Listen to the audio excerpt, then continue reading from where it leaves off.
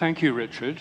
And it's wonderful to be here again. As Richard said, I've given talks here for 42 years, not every year, of course, but it is like a home base in London for me, and I'm very pleased that it's here. It's a great program, Alternatives, and this is a wonderful place for it to happen. I'm speaking about rediscovering God.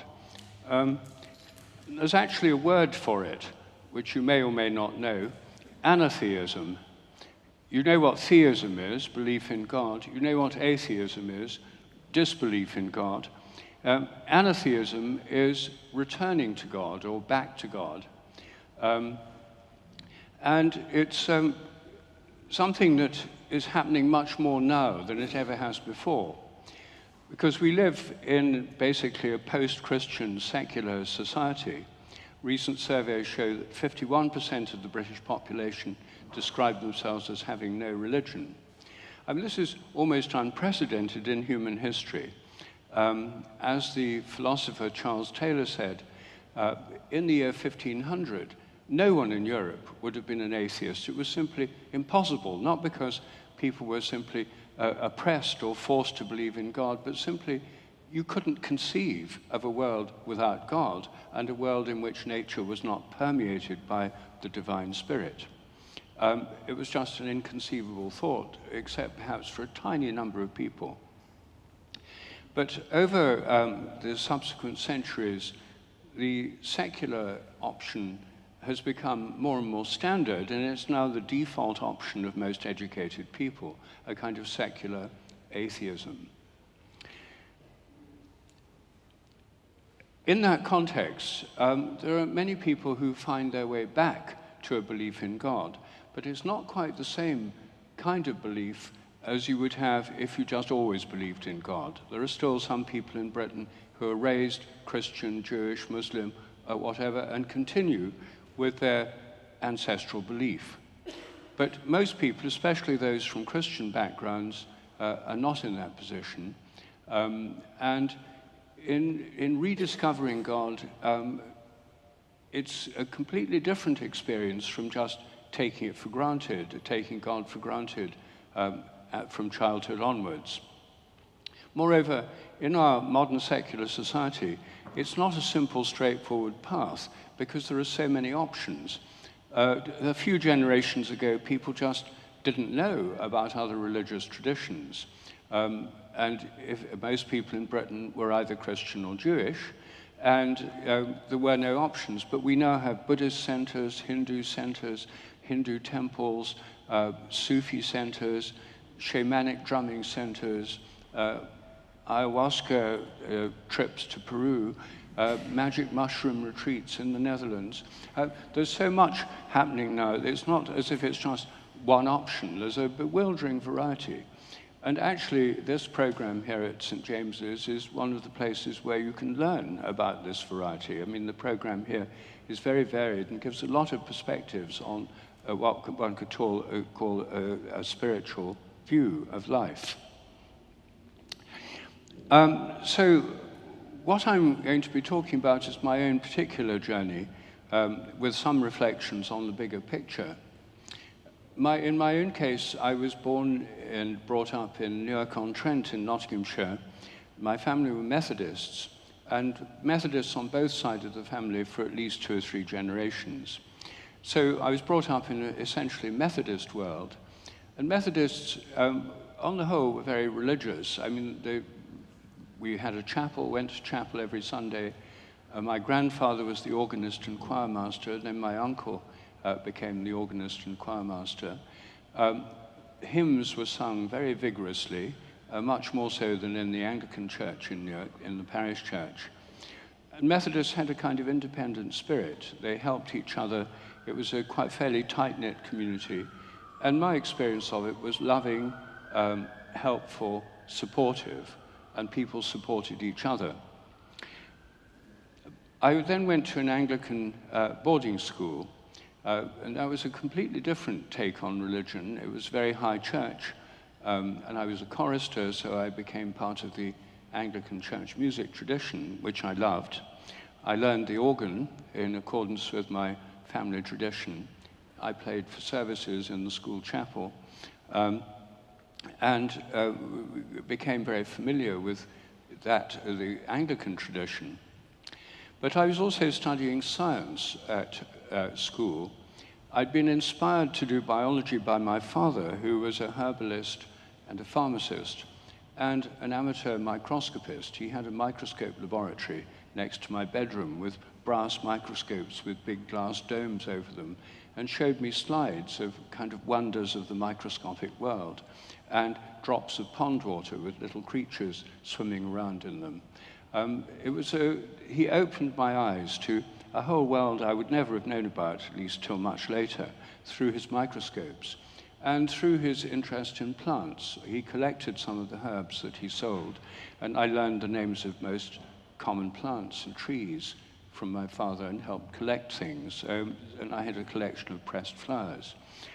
So I was very keen on, sorry about that. I was very keen on plants and also animals. I kept lots and lots of pets. I had rabbits, guinea pigs, mice, hamsters. We had a dog, goldfish, a budgerigar. I kept a jackdaw. I had pigeons where I tested out their homing abilities by taking them on my bicycle miles from home and then releasing them and cycling home. They always got back before me. So I was really keen on biology, and I loved animals and plants. So I did biology at school. And as I studied science more, I soon realized that for my science teachers, the world of science was not an enchanted world at all. It was a world of a mechanical nature, of unconscious matter. There was no God in science. There were no spirits. There were no angels. There were no nature spirits. Animals were just machines. We learned how to vivisect and dissect animals in A-level biology. And the attitude was, this is just completely mechanical. Nature's dead, mechanical, inanimate. The mechanistic materialist theory. It was completely taken for granted. People didn't spell it out explicitly, but I absorbed it. And I realized if this is true, then religion, at best, is just a kind of personal belief system, and as a personal belief, it must be located inside your brain, since the mind's nothing but the activity of the brain. And moreover, choosing to believe it was not a real choice, because we don't have free will. It was just the way we've been indoctrinated. So I became quite early on a kind of atheist. About age 14, I was the only boy in my year that refused to get confirmed. And I had a housemaster who was a scientist who fueled this intellectual progress. He saw it as liberating me from the restrictions of religion. And he gave me books to read, like parts of Sir James Fraser's The Golden Bough. The point of that, he was a fairly sophisticated atheist. The point of that was to show that Christianity was really not much better than primitive animistic religions that we've been educated to look down on. It was actually just another version of the same kind of thing, with kings that die and rituals of rebirth and so on. He also gave me The White Goddess by Robert Graves to read, which was fairly heavy going. But it was really, the aim of it was to show that Christianity is no better than these animistic superstitions that everyone agreed, even the chaplain, were all things we should reject. I later came to see that as a great strength of Christianity rather than a weakness, but at the time it seemed pretty convincing. I read Freud, which showed me that God was nothing but a projection of father figures and a kind of neurotic obsession. And it was all about power. And then when I got to Cambridge, where I was a science scholar in my college, I read Marx and learned that religion was nothing but the opium of the people. I also got very involved. I joined the Cambridge Humanist Association, the Atheist Society. I didn't go to many meetings because I found it terribly dull. So I sort of fell away, rather, from that. I became a lapsed humanist fairly quickly. Then my main political activity, I was a very active member of the Campaign for Nuclear Disarmament. I went on those big peace marches and I was in the big Committee of 100 Parliament Square demonstration with Bertrand Russell, where 5,000 people sat down and blocked the streets. I was arrested. My only court appearance, I had to plead guilty to obstructing the highway. I was fined 30 shillings with £2 costs at Bow Street, at St Marylebone Magistrates Court. But during this period, the atheist view just predominated. I took it for granted. It was part of the package of being a scientist. However, I began to have terrible doubts about the science itself. I'd gone into biology because I loved animals and plants. And very soon I found that the first thing we did with animals and plants to study them was to kill them. So I then dissect them or grind them up and isolate enzymes and that kind of thing, look at molecules within them. And molecular biology was just getting going then in a big way. And I did biochemistry at Cambridge. So my part two, my last year was doing biochemistry. And that involved grinding everything up. So I began to feel that this was missing out most of the really interesting things about life. I realized that you'd never find out how a pigeon homes, which I really wanted to know, by grinding it up and looking at the enzymes in its liver, or even by analyzing its DNA. And so I just began to feel less and less satisfied with this kind of biology, more and more doubtful about it. So I discovered the work of Goethe, the great German poet and botanist, with his holistic ideas about science. And this made me see that another kind of science was possible. This happened when I was a second-year undergraduate, I think. But I couldn't find anyone in the scientific world who wanted to discuss this. As far as they were concerned, the discovery of the structure of DNA, the growth of molecular biology was the way forward. I came to know Francis Crick quite well because he and his colleague Sidney Brenner, both of whom later got Nobel Prizes, had a special seminar for third-year biochemists. They picked about 6 people from the third year who they thought were the most promising. And we had evenings with them in Brenner's rooms in King's every week. We'd spend an evening together, and it was quite amazing just being with these very, very brilliant men. But what they were doing was basically grooming us to become molecular biologists, and all the others did become molecular biologists. It didn't work with me because I wasn't completely convinced by it. But basically they said, the structure of the gene is understood, the basic code of life is now known. The only 2 outstanding problems in biology are consciousness and development, how organisms develop. And then Francis Crick said, they haven't been solved because the people working on them, frankly, aren't very bright, and they don't know any molecular biology. But we're going to work on them. He said, I'm taking consciousness, Sydney's taking development, and we expect to solve them within 10 to 20 years. We invite you to join us. Most people did. I didn't. And they both got Nobel Prizes, and of course, they didn't solve the problems of development or consciousness. But they really believed they would, and so did a lot of people at that time. And Crick was himself a militant atheist, absolutely militant, and his driving goal, as his son Michael said at his funeral, was not to get rich or famous, but to hammer the last nails into the coffin of vitalism, namely the doctrine that living organisms are alive, as opposed to machines. So there was a lot of this kind of militant materialism and atheism in the scientific world. It was taken for granted. It was just assumed that that's your attitude, that's what you'd be. And there were a few people who were Christians, but they kept it quiet and just didn't want to bear the brunt of the attacks that would come their way. Anyway, I became more and more doubtful about this approach. And then I got a double first, and everyone assumed I'd go on to do research. But I then thought, well, do I really want to do this? Do I want to spend my life doing research on molecules and reducing life to molecular machinery? So I had a real crisis in my third year, not knowing what would happen. And then I saw this advertisement for a scholarship every year from Cambridge to Harvard, a year in the graduate school, and I applied for it, I got it. It was called a Frank Knox Fellowship. And I spent a year at Harvard doing history and philosophy of science because I wanted to step back and look at the bigger picture.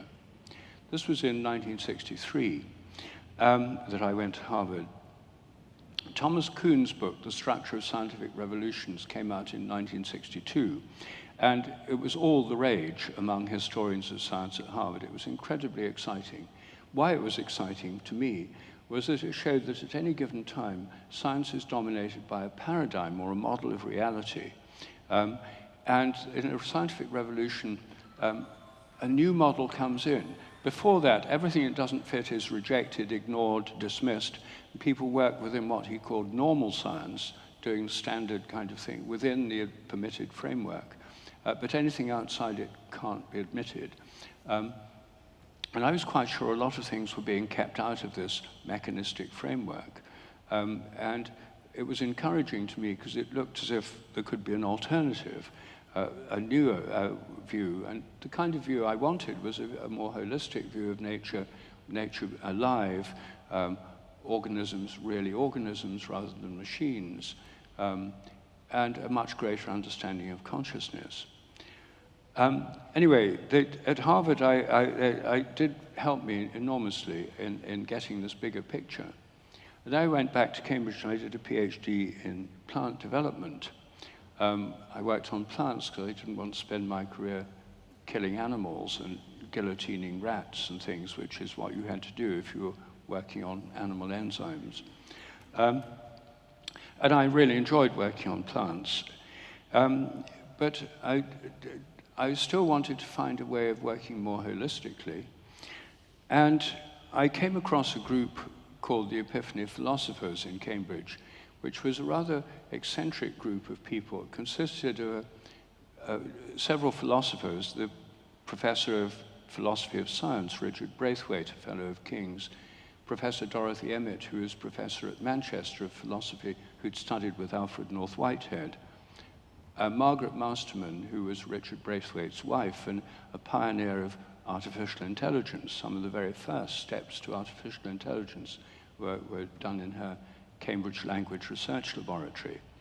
There was a couple of quantum physicists. There were several hippies. There were people doing Tai Chi. There were a few mystical monks, both Christian and Indian. And this group used to meet. We had week-long retreats 4 times a year in a windmill in Norfolk at Burnham Overy Staithe on the North Norfolk coast. We lived as a community.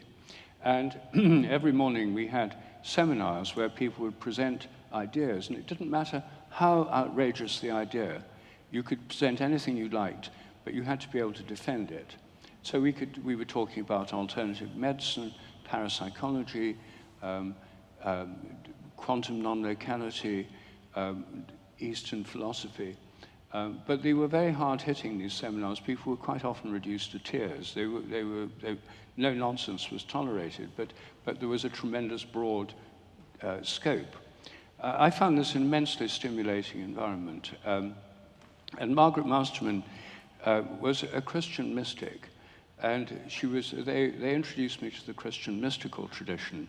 And this group had a magazine, a journal called Theoria to Theory. Theoria is the Greek word for mystical intuition or experience. Theory, as in scientific theory, and to, T-O. And the idea was to find a bridge between mystical intuition and theory, philosophy and science. Margaret Masterman took the view that the conflict between science and religion, insofar as science denied mystical experience, meant there must be something wrong with science. Now, almost everybody else who dealt with the conflicts between science and religion thought there must be something wrong with religion. So at that time, there were a lot of Anglican theologians trying to demythologize religion and cut it down so it fitted onto the Procrustean bed of mechanistic science.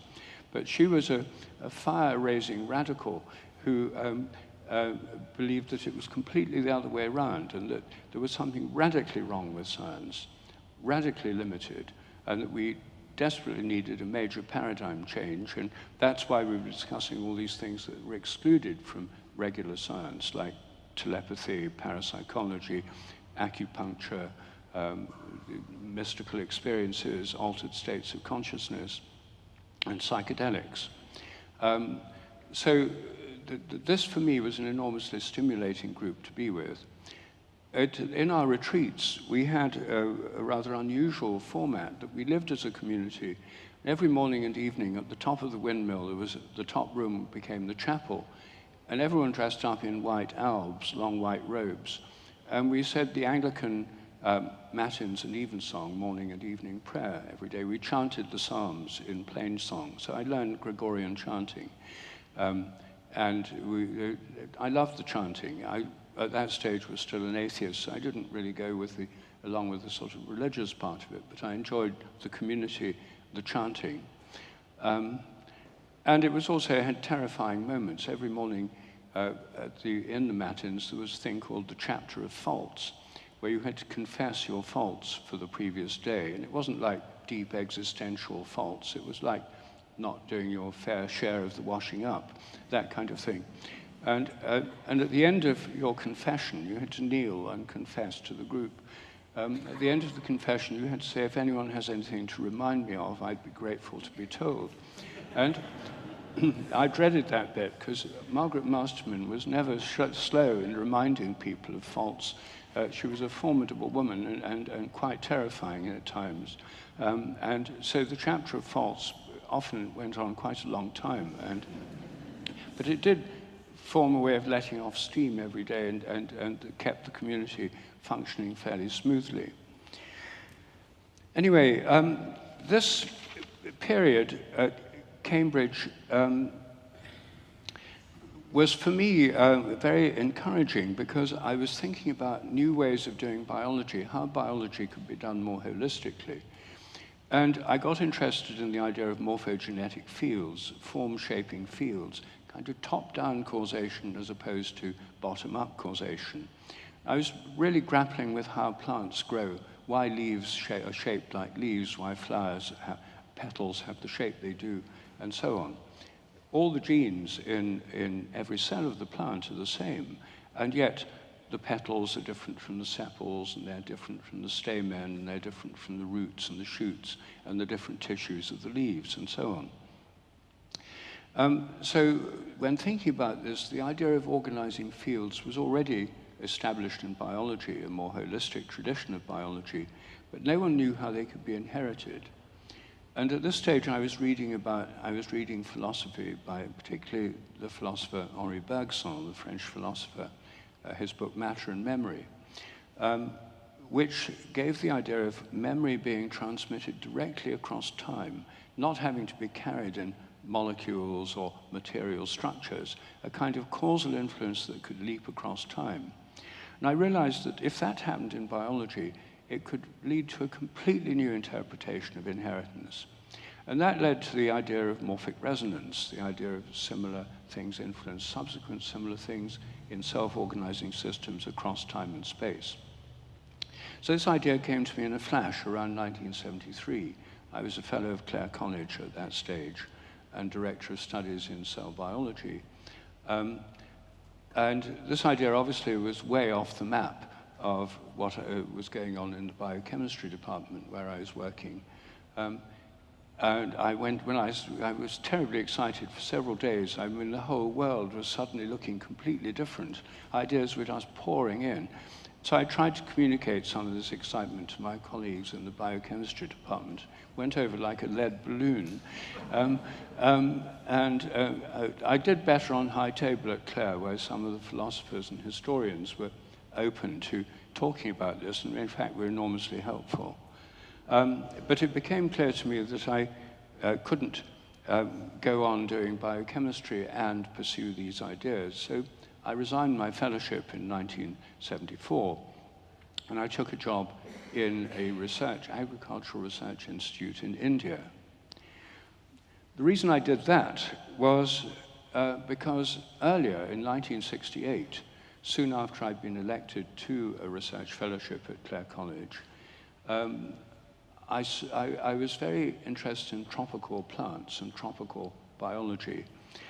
I'd been enthused by a professor of botany at Cambridge when I was studying botany, called E.J.H. Corner, C-O-R-N-E-R, who had spent many years working in Malaya and had worked at the Singapore Botanic Garden. In fact, during the Japanese occupation, he was interned in the Singapore Botanic Garden, which for him proved to be a godsend.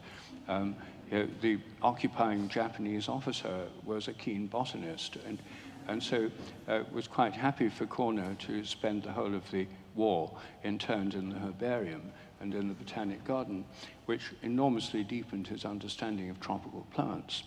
And he used to say, you can't really understand biology unless you've lived and worked in the tropics, because there's such a greater diversity, hundreds of species per acre, whereas here in Britain, of trees, here in Britain you might have 5 species in an acre of woodland. But as Corner pointed out, the diversity is huge in the tropics, and as you go north and south, it gets less and less and less until when you get to really northern or southern latitudes, there's just a very few species. So anyway, I got this Royal Society Travelling Award to go and work in the botany department of the University of Malaya in 1968. And the Royal Society gave me one of those old-style airline tickets that I discovered you could change at will. So I changed it. Instead of going straight to Kuala Lumpur, I changed it. I got off at Delhi, planning to spend a few days, say, sampling India, just seeing what India was like. And I was bowled over by India. In Delhi, I ran into the only person I knew in India was a research student, a friend of mine from Cambridge, doing anthropology research. And we just bumped into each other in Delhi by chance. He was just there for a few days. It was remarkable. And he said, look, I'm just going back to my village in the Himalayan foothills. Would you like to come?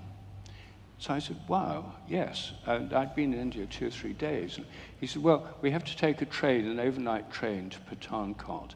Then we have to get a bus. Then we have to change to another bus. And then we have to walk about 4 hours to get to the village. I said, well, that sounds all right. So that's it. So off we went. And when we got to the village, he'd been there 2 years. He spoke the local language, Pahari, which is a bit like Hindi. He was living in the family of a Ved, a herbal doctor. There was no electricity, no radio, no television. He told them I was his cousin, so they accepted me as a member of the family. We were living in this herbal doctor's house. It was very simple. They were quite poor, the people, but a wonderful atmosphere. And the holy fire. The wife of the doctor was cooking things. At one stage, I had some waste paper in my pocket, and I was just about to throw it on the fire. And he said, no, for heaven's sake, don't. This is the holy fire. It's the center of the house. You can't just defile it by throwing rubbish on it. I soon learned there are rules, and it was quite unlike anything I'd expected. I was completely enchanted by this rural Indian life, pre-television and pre-electricity. It was life as it had gone on for centuries. One day we were taking a walk along a valley. It was a fast-flowing mountain stream. And there was a cliff by the valley, and there was a cave. And in it was this orange-clad figure who shouted out to him, who knew him, my friend Johnny. He said, Johnny's out. He said, oh, let's go and talk to the sadhu, the local holy man. So I said, okay. So we went and sat with the sadhu in his cave. He then produced a small clay contraption, which he called a chillum, and started putting things in it and smoking it, and asked if I'd like to try it. I didn't know what it was. I thought it might be cannabis, but I wasn't quite sure. I'd never had cannabis before. And anyway, he showed me how to smoke it with a bit of dirty cloth wrapped around the bottom, and you had to suck it. So I had a few puffs on this thing, and I had the most extraordinary experience. My mind opened up. The mountains, the snow-capped Himalayas became supremely beautiful. The grass seemed vastly greener than ever. I felt the presence of God. I felt this divine presence. He invoked Shiva before he took it. He said, this is Shiva's holy plant. And for me, it was a completely transformative experience. Suddenly, the world looked totally different. And when I came to leave the village, the wife of the Brahmin herbal doctor did a little ceremony. We had to leave about 4 a.m. to walk to get the first bus and walk in the dark to start with. And she gave me, put kumkum on my forehead and gave me a blessing and sprinkled holy water on me and said that this was a blessing that I would return to India, where it came true 6 years later. But for me, this was a tremendous opening, and I couldn't leave India straight away, so I managed to extend my ticket for another 2 months. So I then traveled through Benares, Varanasi, and visiting temples. And I found I could, by giving lectures at botany departments around India, from one professor to another, I got introductions. I got put up free at Benares, Calcutta, Madurai, Madras, at a whole range of universities. It just blew my mind. In Benares, for example, I was taken around by a graduate student delegated to show me around. We went into a temple that was absolutely full of rats.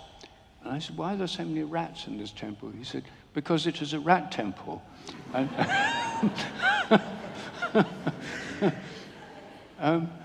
I said, well, he said, the rat is a sacred animal, the vehicle of Lord Ganesh.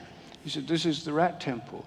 So, and there were people feeding the rats. You know, there were devout Hindus coming in and sort of shoveling food out on these rats. And hundreds and hundreds of rats, sacred rats. Well, I mean, as I traveled through India, there were many, many things that surprised me. And that was one of them. Then I had a month in Sri Lanka. I thought, well, why rush to Malaya so soon? And there I came across Buddhists, and I spent a while in a Buddhist monastery. A monk explained to me about meditation. Didn't know about meditation. So fascinated by that. Then I had 9 months in Malaya, at the University of Malaya. At weekends, a group of us, mostly expatriates, mainly Australians, we went and visited desert islands. We had fishermen leave us on, cast us away on desert islands and pick us up on Sunday night. We went into the forest, the jungles. I went on forest expeditions. It was an amazing experience. And living among Muslims, most Malays are Muslim, Hindus, Indians, and Chinese, going to Chinese temples. It was a most exotic period. And after that, I traveled on the way back to Cambridge through Laos and Cambodia and Thailand. And I got back to Cambridge, and it was still during term time, and I had this unbelievable year away, and I went to dinner on high table, put on my gown, everything looked exactly the same, and everyone looked exactly the same. And one or two of the older fellows said, oh, hello, Sheldrake, haven't seen you for a while. Have you been somewhere? I said, well, yes. Where? Malaya. Oh, yes, yes. I said, have you heard that so-and-so's done something? I mean, it was just straight back into Cambridge gossip, and you know, as if it had never happened. Anyway, in 1974, I took this job in this agricultural institute in Hyderabad, and I was working on crop improvement of chickpeas and pigeon peas. I had to work in farmers' fields. I had to travel all over India. Some of my experiments with chickpeas I did on the border of Tibet. You can't grow them in the plains of India in the summer months, but you can grow them right up in the mountains. So I was up in Lahul Spiti district on Tibetan frontier. It was closed to foreigners at the time, but I could go there because it was a special project. Living with a Tibetan family in their house, a polyandrous household, 1 wife, 6 husbands. That's the system there. The land goes through women, and they don't want to split it up. So 1 woman inherits all the land of the family, and then she has to marry to have men to work the land, and the more the better. So they marry a whole clutch of brothers as a package deal. She got 6 brothers as her husbands, and I asked discreetly whether they took it in turns and so on. Apparently, more or less, yes. And so I was living in this polyandrous household with everyone dressed in Tibetan robes. The Tibetan temple, there were Tibetan monks immersed in this Tibetan world. It was astonishing, unchanged. And in Hyderabad itself, I didn't want to live in a suburban-style home like most of my expatriate colleagues. I rented a wing of a crumbling palace from one of the Rajas, and that was much more spectacular. The trouble is the roof leaked during the monsoon, and there were rats, and there was a cobra lived in the garden, and I sometimes found it in my lavatory. At first I tried to get my cook to get rid of it, my Hindu cook. He said we couldn't get rid of the cobra. He said it is a sacred snake. Cobra is Nag, and Nag is, we have Nag Puja next week. And they invited me, all the servants and the Raja went to the cobra's nest in a termite hill in the garden. They knew where it was. Burnt incense sticks, offered it saucers of milk. And the cobra was honored. When a rat ran over my face one night when I was asleep, I was paralyzed. At the only time I had sleep paralysis. I asked my cook to get rid of it. And when I went to work the next day, and when I got back, he'd caught it in one of those live traps, a kind of cage with the live rat in. So I said, well, what are you going to do with it now? I said, I don't want it here. Can you kill it? He said, no, sir, we cannot kill the rat. It is a sacred animal, sir. It's a vehicle of Ganesh. So I knew that already. So I realized I'd made a terrible mistake. So I said, well, can you just take it away? And he said, yes, sir. So he put it on his bicycle and pedaled off and came back after a while. And he said, I've taken it 2 miles away, sir. I said, very good. Well, so after that, I noticed as I went round Hyderabad, all over Hyderabad, there were people on bicycles with rats in these traps at the back, taking them somewhere else. So the total number of rats remained the same. They were just redistributed.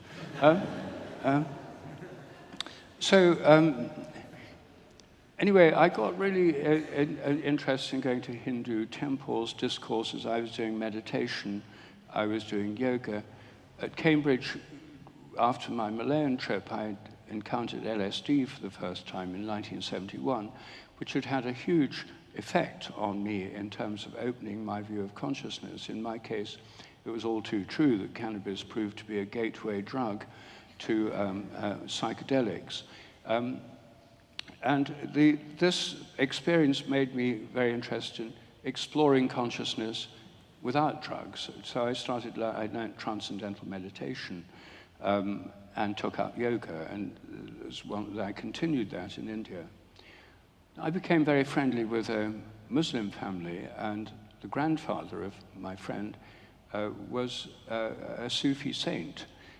So I got to know this Sufi saint who became very friendly with. And I used to go, he was a poet, and I loved visiting him because he'd sit there in his wonderful brocade Shivani, running his hands through bowls of jasmine flowers.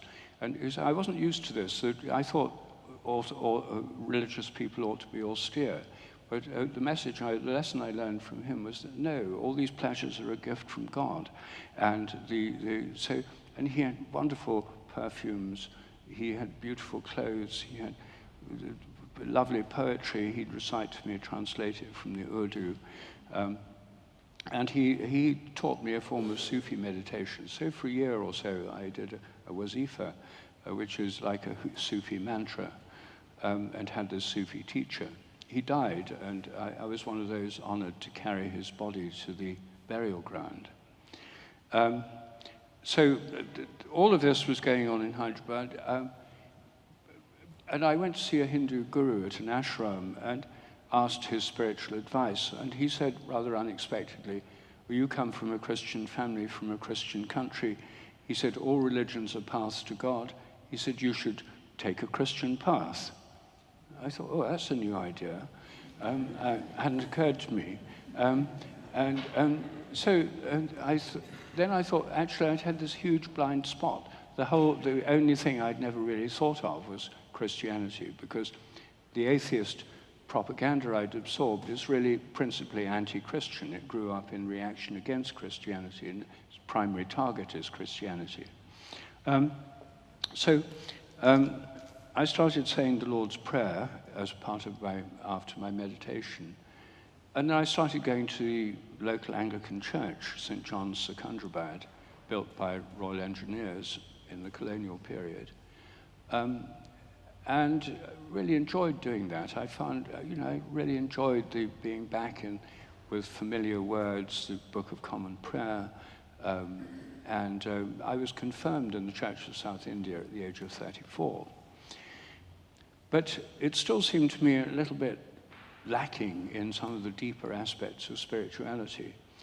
And then a friend who traveled around various ashrams told me about someone called Father Bede Griffiths, who lived in a small Christian ashram in Tamil Nadu, right in the south of India, and said you should go and visit him. So I did. And I was absolutely amazed. Here was this marvelous man, tall, looked a bit like Gandalf. He was wearing orange robes, living in this Christian ashram.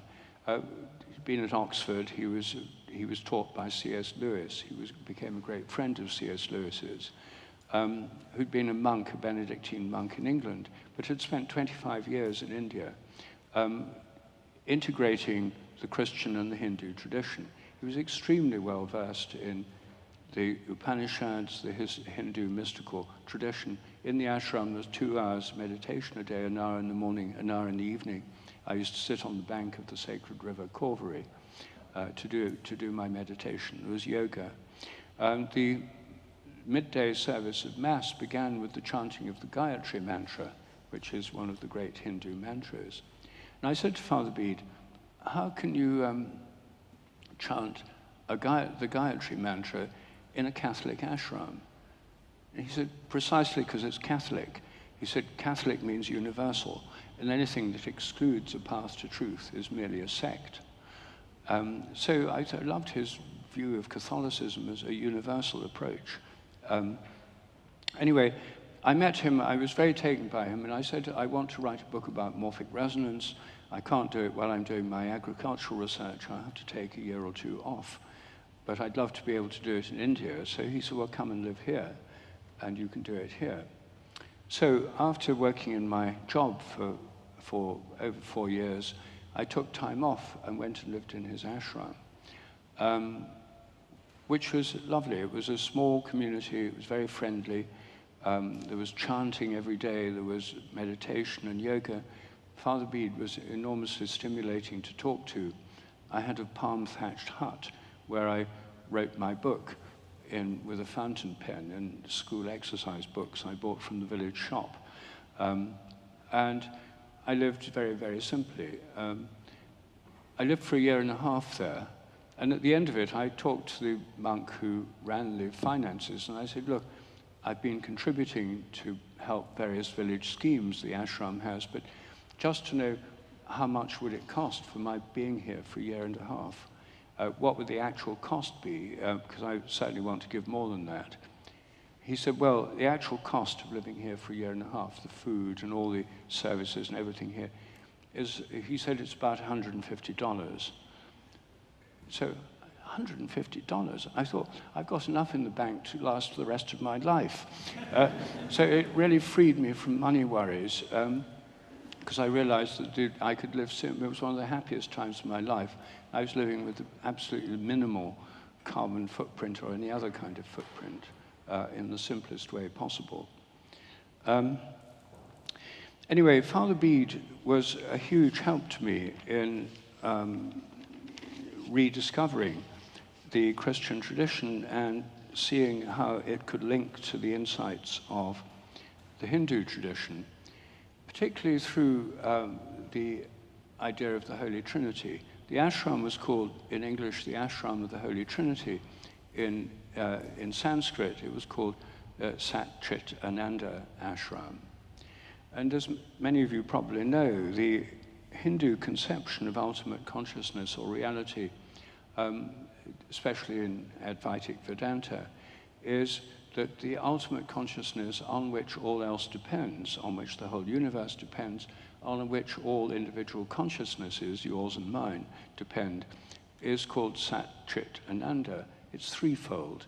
Sat means being, It's conscious being. Chit means consciousness, the contents of consciousness, what you can know. And Ananda is bliss or joy. So the idea is the ultimate consciousness is the knower and also the known, because both have to be part of consciousness, knower and known. It's not an undifferentiated blob, as it were. There's a structure within ultimate consciousness, and part of its very nature is bliss or joy, which is why mystical experiences of connection with the divine are usually supremely joyful or blissful, because that's the divine conscious nature. And the Hindu view is that all forms of consciousness, including yours and mine, are part of that ultimate consciousness, a bit like sparks of the divine, or if you like, fractals. They don't use the word fractal, but like fractal derivatives. One of the very familiar similes that they use in India is saying, imagine seeing the moon reflected in hundreds of buckets of water at night. Every bucket looks as if it's got a separate moon in it. But it's the same moon, just reflected in all these different buckets, in each one set differently. And so our consciousness is part of the divine consciousness. And that's why through meditation, through going to the ground of our own consciousness, we connect with the divine consciousness. That's why meditation is such an important part of Hindu and Buddhist practice, and indeed of Christian contemplative practice in monasteries and convents throughout the centuries. So there are many forms of this Trinity. I mean, another Hindu version is with the three main gods, Brahma, Vishnu, and Shiva. Brahma is the ultimate source or creator, the ground of all things. Vishnu is the God who preserves order and form, the preserver, keeps things in order and form. And Shiva is the creator and the destroyer, portrayed as in dancing or in flames of fire, or in the erect lingam or phallus, as the kind of energetic principle. And as Father Bede pointed out to me, the Christian doctrine of the Holy Trinity is very similar. The ultimate understanding of God in the Christian tradition is the Holy Trinity. That's why all Orthodox churches, including Eastern Orthodox, Roman Catholic, Anglican, Methodist, so on, practically all have the Holy Trinity as the central conception of God. And what this is saying is that ultimate reality, God's consciousness, is not undifferentiated. It has this division, or differentiable aspects within it. God the Father is equivalent to Sat in the Hindu system, conscious being in the present. And when God announces himself to Moses in the Old Testament, and Moses says, "What's your name?" at the burning bush, he says, "I am who I am," or "I am that I am." So it's conscious being in the present is the very definition of that aspect of God. Then the second person of the Holy Trinity is the Logos, the Word. In the beginning was the Word. The Word was with God, the Word was God. So the Logos is very similar to the Platonic idea, the ideas in Plato's philosophy in a Christianized form. It's the ideas, forms, patterns, structures of everything. It's what gives form, pattern, or structure to everything in the universe. Through him all things were made. The Logos, the second person of the Trinity, is not the same as Jesus of Nazareth. Obviously, the whole universe wasn't made through Jesus of Nazareth, born in AD 0 in Nazareth or in Bethlehem. But the divine aspect of Christ, the second person of the Trinity, the Logos, is this ultimate formative principle. And then the Holy Spirit is the principle of movement, change, dynamism, and underlies all things through activity. And the principal metaphor is speech. As it comes in spirit means breath or wind, and Logos means word. Even at the very beginning of the book of Genesis, you get this, and God said, well, the first, verse 2, the Spirit of God moved on the face of the waters. The Spirit is wind. Wind moving on the face of the deep creates waves. So it's a kind of vibratory pattern of activity. And then verse 3, and God said, let there be light. A word is a pattern, a form, a structure, a pattern of vibration. And in order to speak words, you have to have the flow of breath. Like when I'm speaking now, you wouldn't hear any of the words I'm speaking unless my breath was flowing out and carrying the words with it. If I had just the words in my mind, they'd be silent and they wouldn't manifest into the world. If I have just the breath, it has no structure, it's kind of white noise, and it doesn't have any form or pattern. But the two together make up the spoken word. So there has to be the speaker, the breath, and the logos. And this model that's the fundamental metaphor of the Holy Trinity, is, I think, a model for the whole of nature. If God is the source of all nature and the sustainer of all nature, I mean, the traditional Christian view is not that God made the universe in the first place like a machine, designed it like an engineer, fine-tuned the laws and constants, and then pressed the start button to give the Big Bang, and then stepped back, and the whole of nature then went on automatically just by itself. That's the kind of God that atheists like Richard Dawkins don't believe in, is that kind of God. And I don't believe in that kind of God either. The kind of God that traditional Christian theology believes in is that God sustains the entire universe the entire time and underlies everything that happens. So the ultimate source of all form in nature, the form of words, the structure of words, the form of our bodies, the forms of flowers, of crystals, of planets, of galaxies, the ultimate source of form is the logos, the formative principle. The ultimate source of energy is the spirit, and everything in nature is propelled by energy, and everything depends on energy for its actuality. Even the simplest atoms of matter are energetic vibrations, energy bound within fields, within the quantum fields of quantum fields theory, giving protons, neutrons, nuclei, electrons. These things are shaped by fields, which are part of quantum field theory, but they wouldn't have any reality without the energy that those fields bind. So everything in nature is a kind of reflection of these ultimate principles when seen through this lens. It's certainly the way I see it myself. So as I now see it, I see God in nature and nature in God, rather than a remote God who's a kind of optional extra who made a machine universe and pressed the start button, and then all of it goes on automatically with dead unconscious matter, as in mechanistic science. And this view also enables us to see how there can be various forms of consciousness all through nature, not just in brains.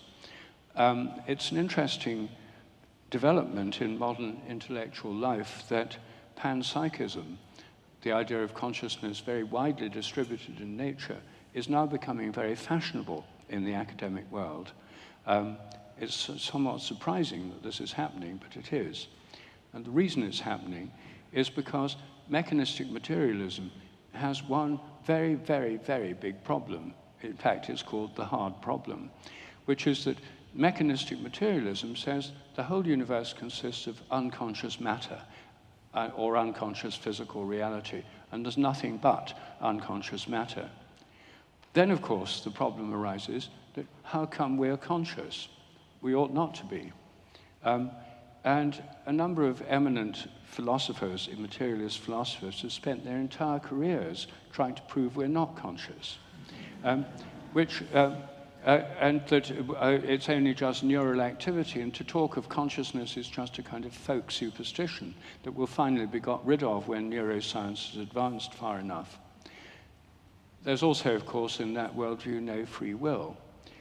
But, of course, it's self-contradictory. I mean, to try and persuade people that they've got no free will by reasoned argument on the basis of mechanistic science presupposes they're conscious, and also they have a freedom to choose your point of view. Other philosophers have taken a different line. They've said, well, consciousness is nothing but the activity of the brain, but the brain produces consciousness as a kind of illusion inside the head. But as their critics have pointed out, illusion is itself a mode of consciousness. So it doesn't explain consciousness, it presupposes it. And that's why it's called the hard problem. The very existence of consciousness is not explained by mechanistic science, even though you have to be conscious to do mechanistic science. It's presupposed by the very act of science itself.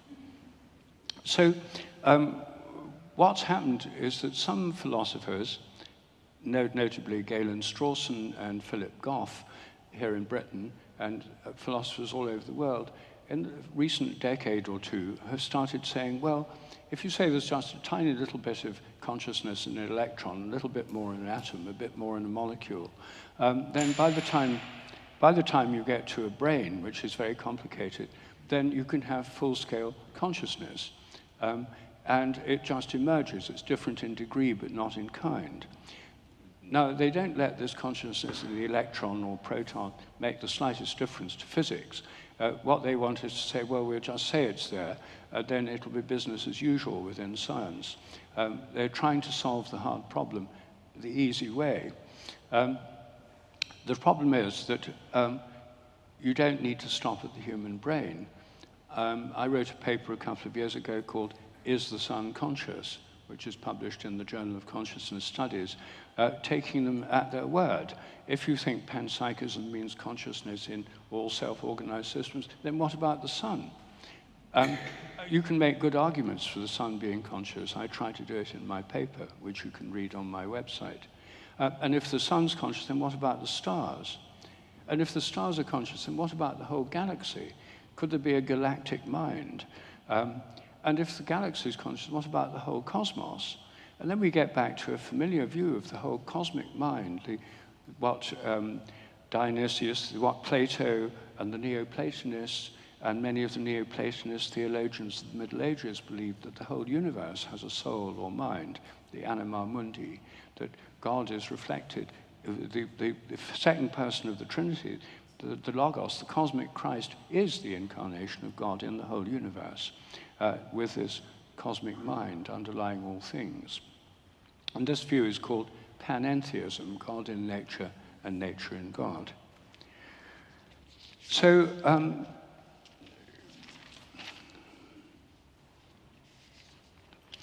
let me just see.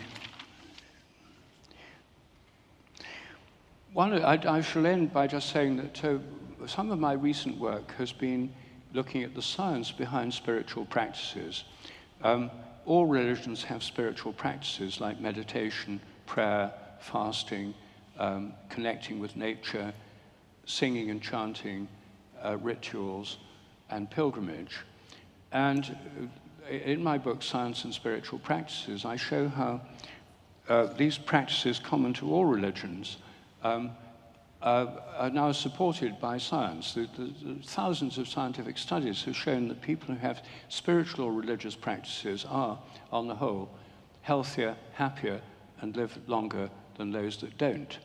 The converse must be true, that those who don't have them are unhappier, unhealthier, and live shorter, which is why I often say militant atheism should come with a health warning.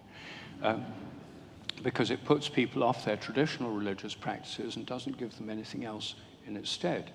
However, a number of modern atheists, like Sam Harris, have now taken up spiritual practices precisely because they recognize they have value. He's now giving online meditation courses. So spiritual practices, there's no doubt they work. They have measurable scientific effects. I discuss 7 in my book, Ways, Science and Spiritual Practices, and 7 more in my most recent book, Ways to Go Beyond and Why They Work. And one of them is pilgrimage. And one of the things I'm very keen on is pilgrimage, the revival of pilgrimage that's happening here in Britain and elsewhere in Europe at the moment. And my colleague, Guy Hayward, Dr. Guy Hayward, who happens to be here in the front row, is the director of the British Pilgrimage Trust, and which is reopening ancient footpath pilgrimages all over Britain. so that people can once again walk to the great holy places. Pilgrimage was suppressed at the Protestant Reformation in 1538. It was banned by Henry VIII and Thomas Cromwell. It was made illegal. The shrines were destroyed. Pilgrims were stopped from going on pilgrimages. The infrastructure, which was the monasteries, were dissolved. But now there's a revival of pilgrimage happening here and all over Europe. And there are wonderful pilgrimages right here in London. I've been on several with Guy here in London. And when you do that, you realize that London is full of holy places, and it becomes, instead of just a secular city with lots of traffic and business and commerce, you suddenly see it through a completely new lens. And indeed, all cities traditionally have sacred centers to them.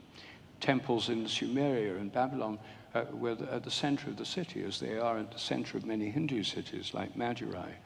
So sacred places are not just in the country, although there are some wonderful ones in the country.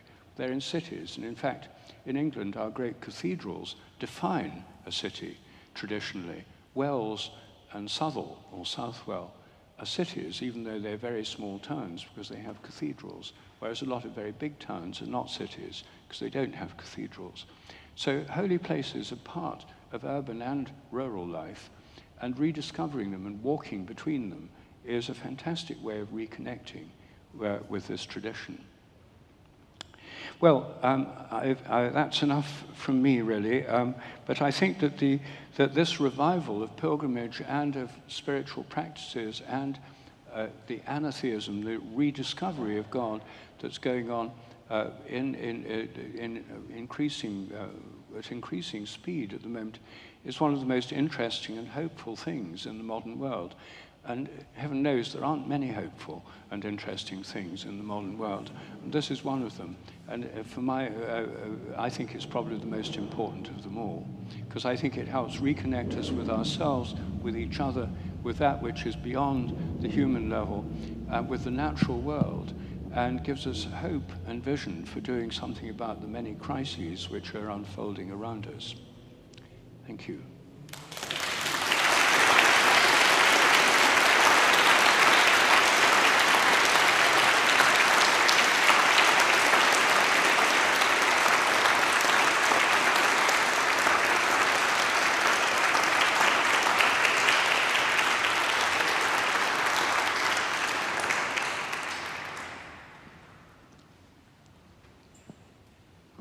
Hello, Rupert. Would you like to take some questions from the audience? Yes, yes.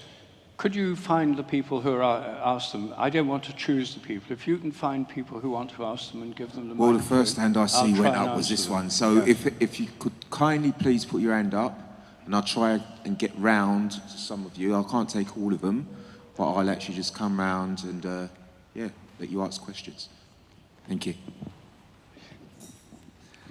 Hello, Rupert. Thank you so much. You're a real gift to all of us. Really appreciate you sharing so much about your life.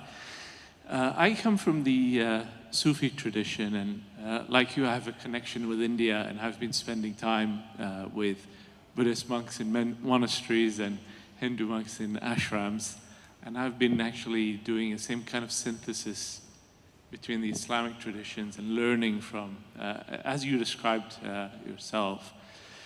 I've seen the beauty across those different traditions. So today I'm a practicing Muslim, just as you are a practicing Christian, but I consider myself a perennialist in the sense of seeing the ability of all traditions to take us to the same ultimate destination. I was wondering if you would identify similarly, or do you look at perennialism differently?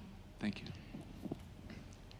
Yes, well, I definitely think that there's a common ground to all religious traditions, which is really that state of that we can directly experience through mystical experience. All religions come from that mystical insight. Without it, it's not. People don't believe in God, the great founders of religions, because they've read about God in books. They believe because they've had a direct experience. And of course, the way we interpret that experience depends on our language and our our culture and so on. But Father Bede used to say that it's as if they're central, this experience of being part of this things vastly greater than ourselves and vastly beyond human conceptual thought. It's like the palm of the hand.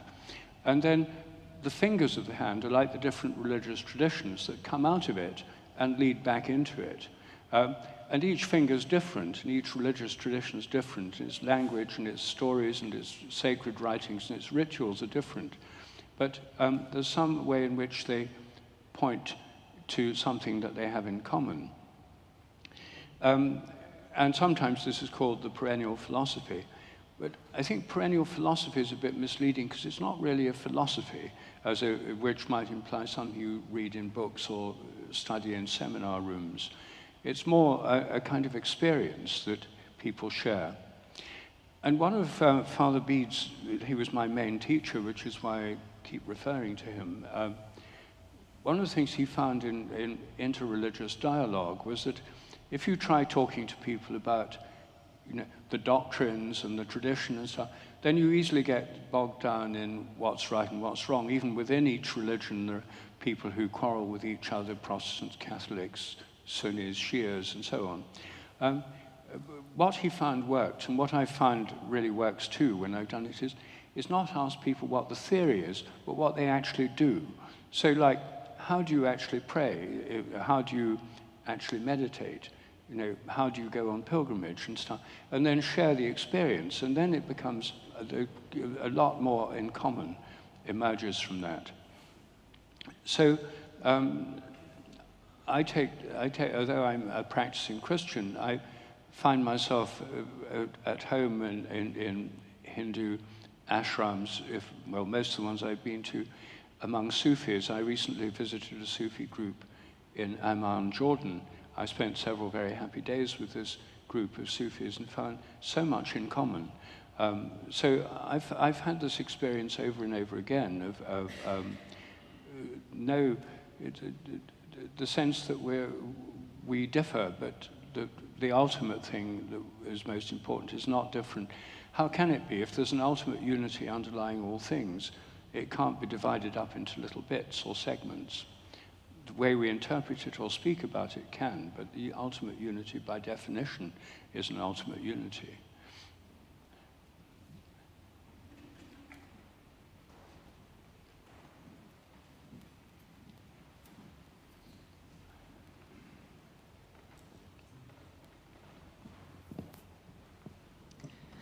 Hello, Rupert. Thank you so much for that talk. It's wonderful to be here and listen to you.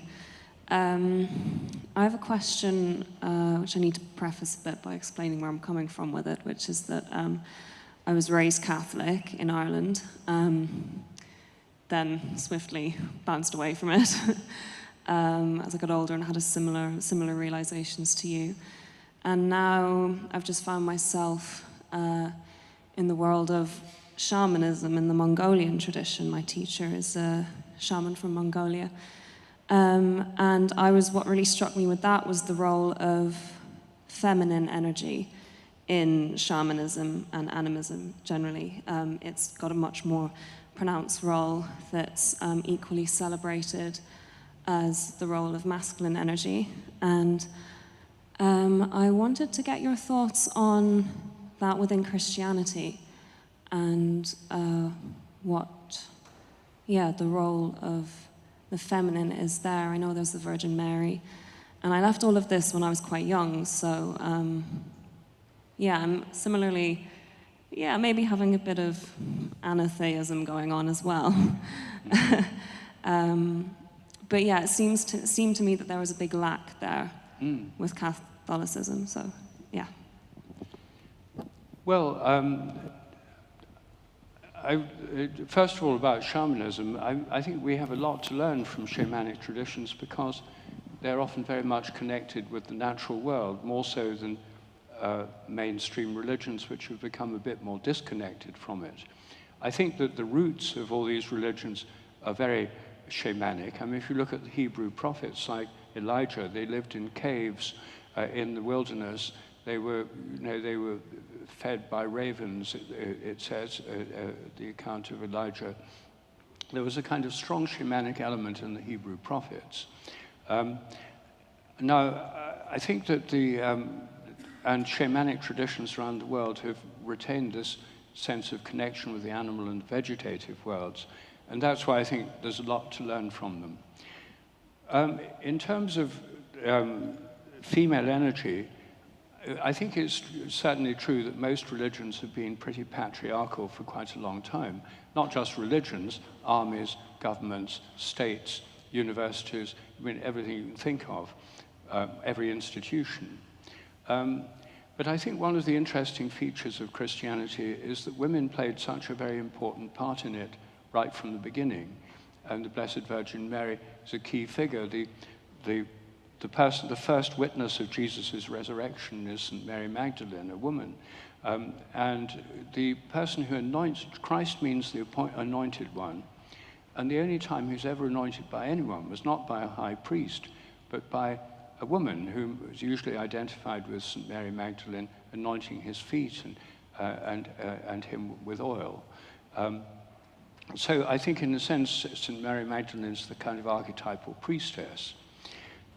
And I think I'm a member of the Church of England. And in the Church of England, of course, we've had married priests since the Reformation. We now have women priests and bishops, and the vicar of this church is a woman. And one of the assistant vicar, Ayla Lapine, was a curate in our parish church in Hampstead before. So I think this is one of the things that's changing. You see, religions are not static, they evolve. And one of the things that's evolving, along with our changing conceptions of roles of women in society, is a recognition within the religious sphere. And it's happening more in some religions than others, and happening more in some churches than others. But I think it's a very important development, and personally I'm happy that it's happening in the Church of England in the way it is. I myself pray to the Blessed Virgin Mary. I say the Hail Mary every night as part of my prayers, and I also regard St. Mary Magdalene as my patron saint, or matron saint. So it's a very important part of my own practice.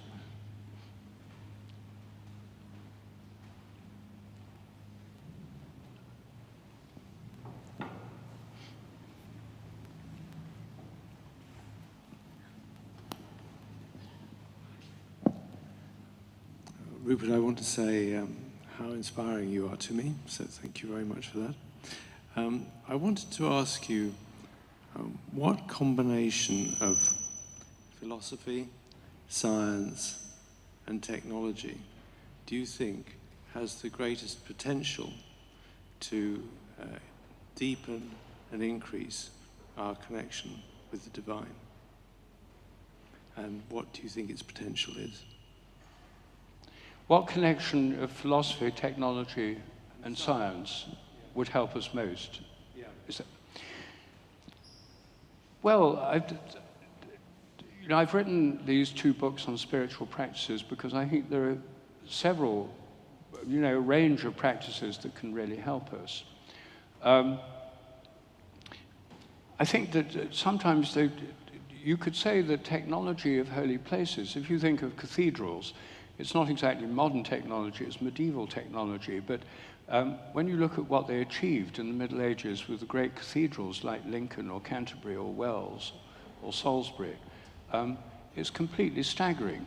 And there we have buildings designed to expand and open the mind. They're not functional spaces just to fulfill the most basic functions of people meeting together. The height, the stained glass windows and stuff. We already have an example of a technology that's been deployed in the service of the divine. And so we do in sacred architecture in all traditions. I mean, the wonderful mosques and tombs in the Islamic world, and temples in the Hindu world, and some of the great Buddhist statues and stupas and temples inspire us through beauty. I think one kind of possible technology or traditional use as well that can play a big part is psychedelics, Because I think for people who've been raised in the world of mechanistic materialism, as I was, who've been completely pervaded by that way of thinking, it may take a rather stronger shock to the system to get you out of it. And psychedelics have that role for a lot of young people, including me when I first took LSD, can be a kind of rite of passage into an expanded view of consciousness. And there are ways in which they can be used in a religious context. I mean, there are some people who, a small underground movement called Cathedrals on Cannabis, of people who visit cathedrals in altered states of consciousness and find it a most moving and powerful way of experiencing them. There's also psychedelic churches. I'm thinking particularly of Santo Daime, a Brazilian psychedelic church that emerged from the jungles of the Amazon when rubber tappers met shamans who took ayahuasca. In the 1930s it began. It now has branches all over the world. And it's a church which integrates Christianity with the psychedelic experience. And I think that's a most interesting evolutionary development. The ceremonies start with the Our Father and the Hail Mary. And they see Jesus as one of the guides through, and the angels as guides through this psychedelic realm.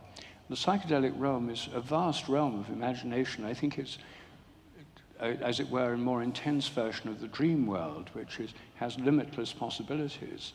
And it's easy to get lost there. And some people can encounter malevolent spirits, and it can be dangerous. So you need guides in that world. And the world of the ayahuasca-based Santo Daime has spirit guides in that world. And one reason they think it's important is because when you die, you're in that world. And a lot of people think when you die, I think myself, when you die, it's like dreaming, but you can't wake up anymore because you haven't got a physical body to wake up in. So you're in a dream state. And the dream state can be horrible, like in Dante's Inferno. In a sense, Dante's Divine Comedy is like a description of an imaginal world after death that's a bit like a kind of intensified dream world or an intensified psychedelic world. And then there's purgatory, where people, in the Inferno, in Dante's Inferno, people are trapped in their obsessions. They just can't get out of their obsessive greed or their obsessive lust or whatever their obsessions are. They're trapped in them. In purgatory, they're able to move on, but gradually. And then when they reach the final book of Dante's Inferno, Paradiso, it's a bit like a dimethyltryptamine, DMT trip in slow motion. It's sort of a disembodied ascent into realms of light, encountering beings and angels of light and guides who help people through that process. And so I think that I think psychedelics are one possibility that would perhaps fit into your question. And then in terms of philosophy, then I think the philosophies that help us most are holistic philosophies and sciences, whereby we can see nature as alive, organic, and the whole universe as a kind of organism, as opposed to mechanistic theories. And I think when those are applied to medicine, as opposed to the currently orthodox mechanistic medicine, then we'll have better healing systems that work better, because they'll be more inclusive, include more healing methods and modalities, which again would be kinds of technologies. Anyway, it's a big question, and there's just sketching in a few possible answers.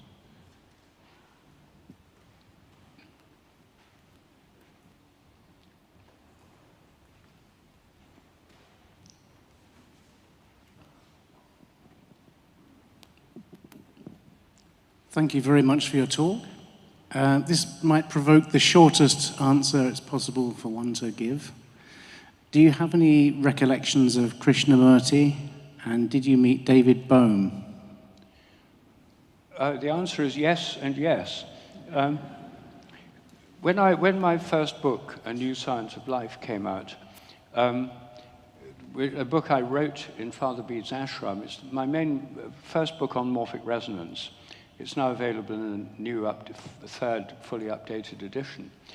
When that book came out in 1981, I was invited by someone in London to meet Krishnamurti because he'd heard about my book and was very interested in it, because Krishnamurti, the Indian teacher, who was, for those of you who don't know about Jiddu Krishnamurti, he was promoted at first by the Theosophical Society, and then he broke away and became a teacher without any particular religious affiliation. And he often said, "I am not a guru."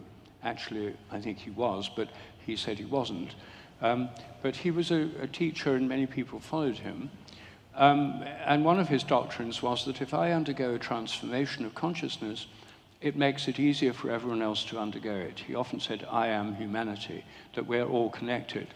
So he very much liked my idea of morphic resonance, where we're all connected through a collective consciousness and unconscious.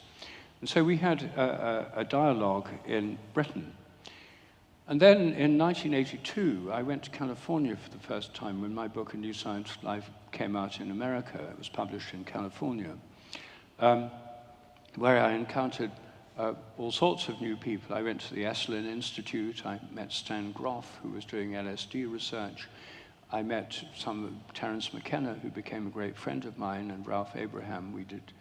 We had many dialogues together. He was a kind of shamanic, psychedelic explorer. But one of the things that happened is I was invited to Krishnamurti's center in Ojai, California, where David Bohm was staying with him. And the person who invited me arranged for a series of dialogues between me and David Bohm and Krishnamurti. Two of them were filmed with a psychiatrist, an American psychiatrist, called The Nature of the Mind, and they're online on the internet. I also had a whole series of meetings with David Bohm. We got on extremely well. He was a quantum physicist, and he thought that my ideas about morphic resonance fitted very well with his ideas about quantum physics. In my book, A New Science of Life, there's an appendix of a dialogue between me and David Bohm about quantum physics and morphic resonance. And I met Krishnamurti many times because we got on very well. And for several years after our first meeting, I was spending the winters in India doing my old job in crop development in Hyderabad.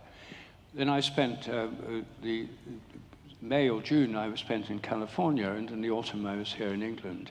So for several years, that happened to be Krishnamurti's pattern of movement. So we used to meet up in Adyar in Madras in India and have some dialogues there. Then we did some when he was in California, and then in England in the autumn. So I probably did about 10, 12, maybe 15 dialogues with Krishnamurti, all of which were recorded, and some of which are online in audio form at least. One of them's this video. By the time I met Krishnamurti, I'd already published my book on morphic resonance. I'd lived in Father Bede's ashram. I'd studied a lot about Hindu, Buddhist, and other thought. So I wasn't sort of like a disciple, and I wasn't afraid of him. And one of the reasons his followers wanted me to have these dialogues with him was because they were afraid of him and didn't really. He always said, "Let us discuss it, sir, in a dialogue together." But actually, as soon as people started trying to discuss it, he sort of took over. But when he did it with me, he said, "Let us discuss it." And I say, "Okay." So then he said, "I am humanity. So if one person is enlightened, all humanity is enlightened." That was one of his teachings. So I said, "Well, you've just been telling us what a sorry state the world is in. So obviously no one's been enlightened yet." He said, "Well, maybe more than one." I said, "Okay, well, how many? 10, 20, 100, 1,000, 10,000? Just a rough figure."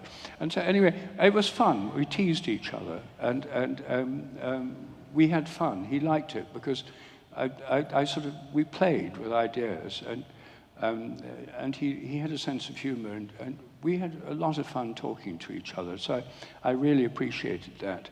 And I also tried to understand what his real teaching was, and because he wouldn't put it in an easy to understand way. And I think I got some inkling of what he was really trying to say, but he wouldn't give people a method. They all wanted a method, and he wouldn't give them a method. And he just said, you just become enlightened like that. It may have happened for him, but it didn't happen for most of his followers, or for most people.